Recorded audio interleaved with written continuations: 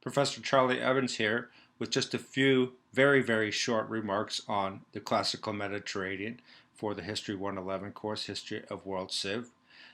The subject itself, the classical Mediterranean, comprising the history of classical Greece and then of classical Rome, is something that most students have been covering since the third grade. You cover it in elementary school, you cover it at some point in middle school, and you cover it again in some point in high school.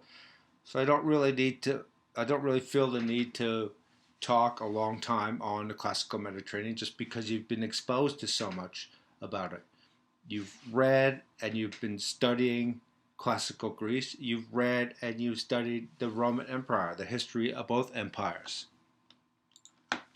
You've seen the Greek map, the extent of Greek influence and control over most of the Eastern Mediterranean and the Aegean Sea. This occurred initially primarily in the 5th century under the control of Athens. Athens was the most powerful city-state in that century.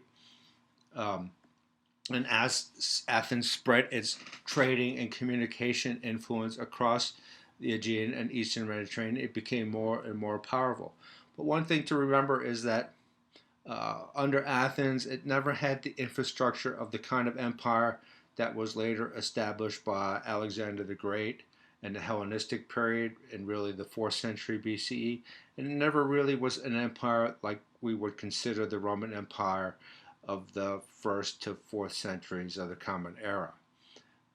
But it was still an important emperor. It was still an important entity for spreading Greek language, Greek philosophy, Greek thinking, Greek thought, everything to do with Greece and its influence throughout the Eastern Mediterranean.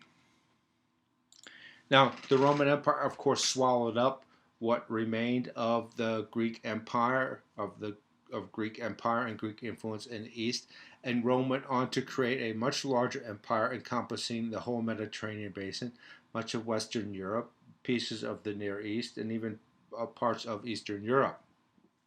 And this was when Rome reached its peak in the 3rd century of the Common Era.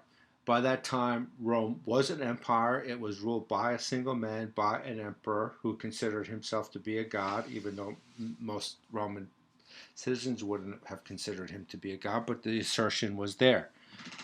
Note in both cases, with that of Greece and that of early Rome, both political entities were republics. Both had thrown off their kings relatively early, and both were republics. Rome and Athens and many of the Athenian and the other Greek city-states.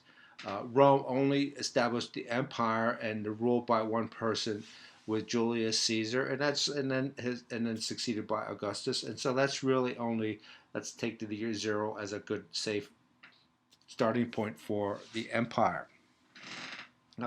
There's a lot of overlap between Greek and Roman Civ, and so for a lot of scholars would use the term Greco-Roman Civ.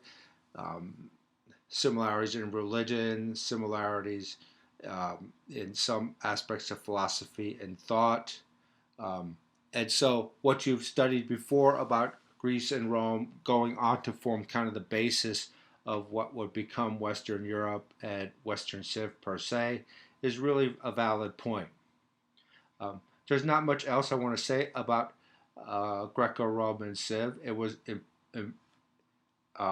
immensely important. It was powerful. The extent of the Greco-Roman civilization, roughly around the Mediterranean, is comparable to what existed in East Asia, in China, and in South Asia with a South Asian Civ. And so it's one of the most important early classical empires, and it formed the basis of succeeding developments for societies in this part of the world after its collapse in the 5th century. Okay, thanks.